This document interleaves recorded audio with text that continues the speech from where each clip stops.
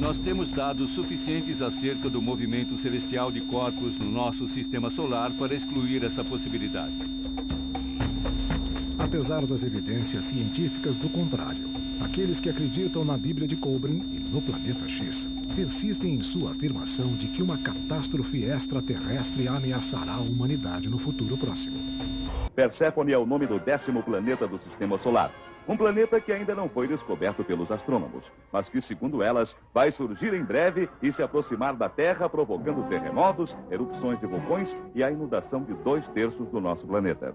Tudo isso está nas previsões de um vidente norte-americano, Edgar Cayce, que morreu em 1944. Segundo as previsões dele, a Atlântida, o continente que teria desaparecido há milhares de anos sob o Oceano Atlântico, vai aparecer de novo. As previsões mais trágicas são para os Estados Unidos. Destruição de quase todas as grandes cidades da costa oeste, como São Francisco e Los Angeles. Destruição também de Nova York e o desaparecimento de quase todo o Japão. O maior divulgador das profecias de Edgar Cayce é o engenheiro e parapsicólogo Milton Maciel, o organizador do 2º Encontro Nacional sobre Premonição, Previsão e Profecia. Mas ele garante que, segundo as previsões do americano, a situação no Brasil não vai ser tão trágica quanto no resto do mundo. O Brasil, de um modo geral, ou ele não é citado ou é citado dentro do quadro geral da América do Sul. O que eles nos colocam para a América do Sul? Diferentemente da região de Europa e Estados Unidos profundamente afetadas, a América do Sul sofrerá diversos terremotos, segundo Edgar Cayce, será sacudida de ponta a ponta, e a parte sul, a Terra do Fogo, terá uma parte afundada. Mas a nossa parte brasileira, ela é, de um modo geral, omitida ou considerada uma zona relativamente segura. Outro que acredita no surgimento do planeta Perséfone é o matemático Ademar Eugênio de Mello. Ele também é um estudioso da astronomia, astrologia e da história das civilizações maia e asteca. E é com o antigo calendário maia que ele prevê que a Terra está se aproximando do fim de um ciclo e que a existência do 10º planeta, embora negada pelos astrônomos, pode ser notada pelos pequenos desvios nas órbitas dos 3 últimos planetas do Sistema Solar, Urano, Netuno e Plutão, e também pelo desvio da rota de sondas espaciais da NASA. Tudo isso, segundo ele, só poderia ser provocado por um campo de atração. E esse campo seria o planeta Perséfone. Mas Ademar Eugênio de Souza não se arrisca a prever uma data para o fim do mundo. Ele confessa que isso depende de estudos muito mais profundos, feitos por astrônomos e geólogos. Só que os astrônomos e geólogos não concordam com nenhuma dessas teorias e acham mesmo um absurdo, uma loucura toda essa história sobre o planeta Perséfone e o fim do mundo. O projeto Alvorada, criado por Luiz Gonzaga, prevê a criação de 12 comunidades para o 3º milênio. Essas comunidades seriam, segundo Luiz Gonzaga, centros avançados de pesquisas paracientíficas e teriam até campos de pouso para discos voadores, porque todos os que vivem nestas comunidades acreditam que está muito próximo o contato com civilizações mais avançadas de outros planetas. Ele diz que desde os 9 anos de idade tem visões e por 2 vezes viu grandes mudanças na Terra. Luiz Gonzaga afirma que viu principalmente grandes alterações no clima, muito frio e muito calor, além, é claro, da invasão da Terra pelo mar. Mas, ao contrário de outros videntes, de outros profetas do Apocalipse, Luiz Gonzaga não prevê o fim da humanidade, mas sim grandes modificações em nossa civilização. Para ele, a salvação não está só nas terras altas, mas sim no próprio homem. Que conselho você daria às pessoas que vivem hoje nas grandes cidades? Um conselho assim tão genérico, eu diria que esses acontecimentos todos, eles nos, vamos dizer, nos convidam, eles são sobretudo um convite, eu diria, à interiorização. Me parece essa a questão fundamental, o homem descobrir, na verdade, quem é ele, a partir de uma pesquisa interior. Porque, através desse recurso, desse meio, a gente poderá não só pesquisar o passado como o futuro, nossas vidas anteriores, obtendo todo um grau de certeza, de confiança nas nossas próprias possibilidades, na nossa condição também de ser eterno, indestrutível, portanto passivo de sobreviver eternamente a todas as transformações que o nosso planeta vai sofrer agora e que haverá de sofrer sempre no futuro. Que Jesus disse que, a respeito do fim do mundo, ninguém sabe o dia nem a hora. O que é importante, dizia Jesus, é que a gente esteja sempre, a qualquer momento, preparado, isto é, preocupado com a vida presente, e não preocupado com a vida dos anos que vai nos seguir nesses nossos tempos. Vocês puderam ver algumas coisas interessantes. O grande conjunto de laboratórios, de telescópios colocados no espaço, mas nós não mostramos porque não havia muito tempo, mas existem hoje esforços dos países mais desenvolvidos em construção, e já estão prontos, inclusive, telescópios, observatórios astronômicos nas regiões polares. Os Estados Unidos têm, a França também, observatórios que localizados nesta região.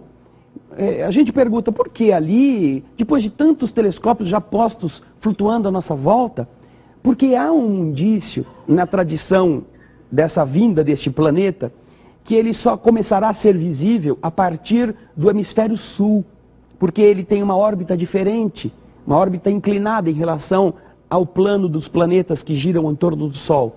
E ele só será visível inicialmente a partir do hemisfério sul. E nenhum lugar mais adequado para se fazer essa busca, senão os telescópios colocados no Polo Sul. Agora, você viu também que com tantos telescópios flutuando por aí, nós estamos impedidos de ver determinadas áreas do espaço.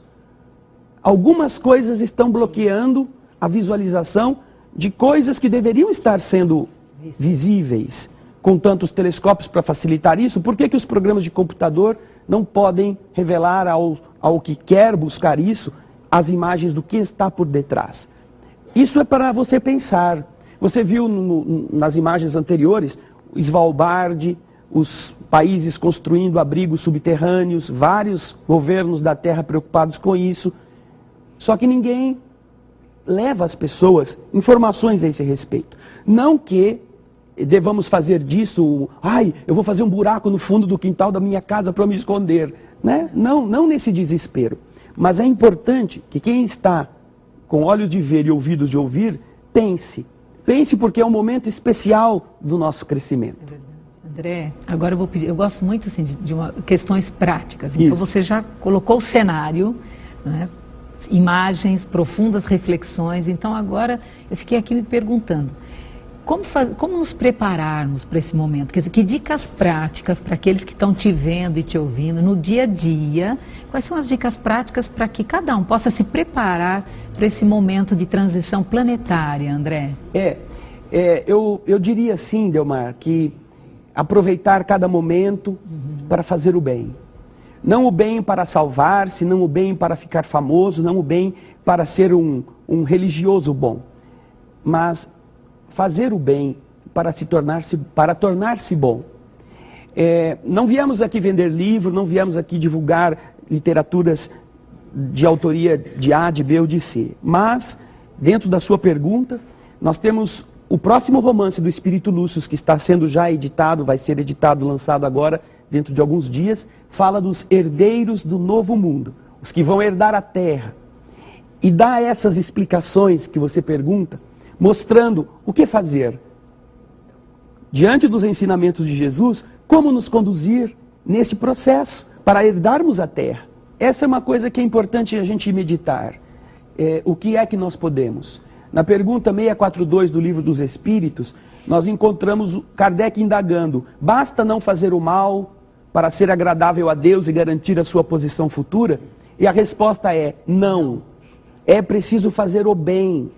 Em que dimensão? Em que limite? No limite do seu tempo? Não. No limite do seu dinheiro? Não. No limite da sua conveniência? Não. É preciso fazer o bem no limite das suas forças. Perfeito. Porque nós vamos ser responsáveis por todo o mal que decorra de um bem que a gente tenha deixado de fazer. Então é uma coisa, a responsabilidade de viver. Eu vou pedir para você repetir, porque essa é uma frase, né, que ela vai e volta e a pessoa ouvindo uma vez só, ela fica um pouco até confusa. A pergunta é, bastará não fazer o mal para ser agradável a Deus e garantir a sua posição futura?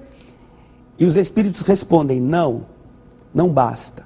É preciso fazer o bem, no limite das suas forças, porque cada um será responsável por todo o mal que decorra de um bem que tenha deixado de fazer. Então isso é de uma responsabilidade um pouco maior do que aquela que no dia a dia as pessoas supõem, não é, André? Eu costumo dizer, Delmar, que depois que a gente aprende certas coisas na doutrina espírita, muita gente chega à doutrina espírita porque tem medo de morrer. Sim. Eu não sei o que vai ser de mim depois que eu morrer, o que vai acontecer comigo, será que eu vou para o nosso lar?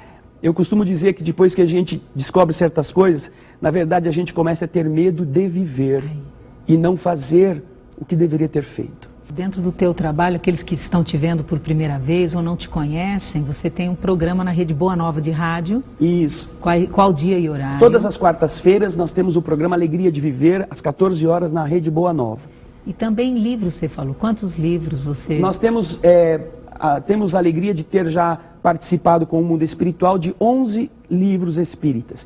E também temos uma televisão na internet, se você me permite, onde estão, inclusive, programas falando sobre essa temática. Sim. Nós temos o site mensagefraternal.org.br e temos a televisão 24 horas no ar, a TV Alvorada Espírita, que fala sobre temáticas espíritas ao longo de 24 horas.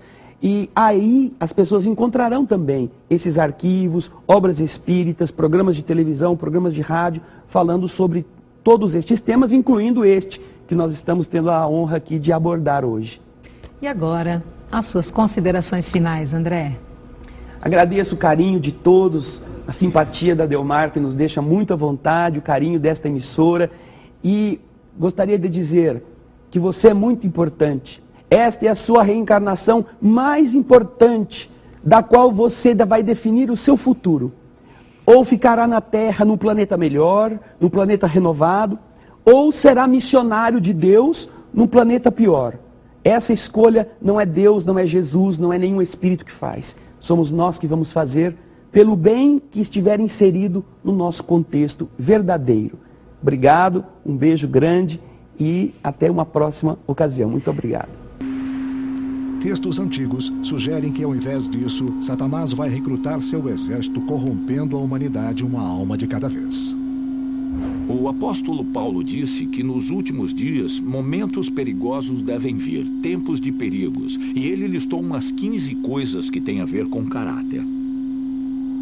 No livro de Timóteo na Bíblia, escrito no 1º século depois de Cristo, o discípulo avisa: os homens serão egoístas, gananciosos, orgulhosos, arrogantes, cruéis, inimigos do bem, traidores, inconsequentes, vaidosos, amigos dos prazeres. Muitos acreditam que o diabo é um anjo caído ou corrompido. Satanás é um anjo muito poderoso. E anjos têm inteligência e conhecimento bem maiores que os seres humanos. Então ele conhece a humanidade por inteiro. Ele sabe de todas as nossas fraquezas. De acordo com a Bíblia, a sedução de Satanás à humanidade é só uma das várias maneiras dele reunir suas legiões para o dia final.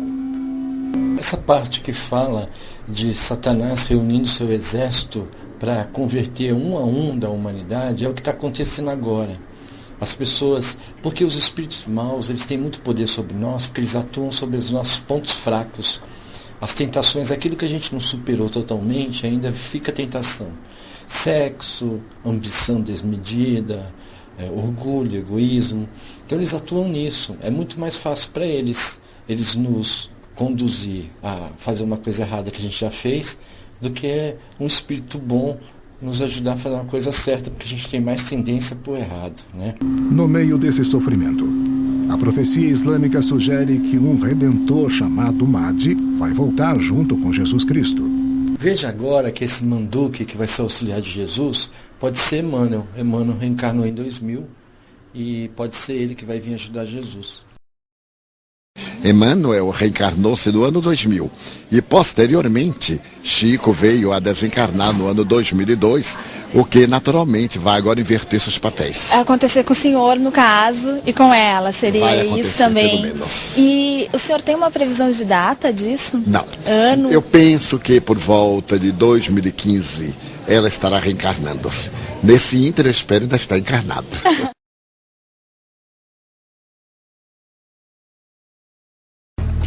Em 98, Chico revelou um segredo sobre Emmanuel para um pequeno grupo de espíritas. em uma noite, era aproximadamente 1h20 da madrugada.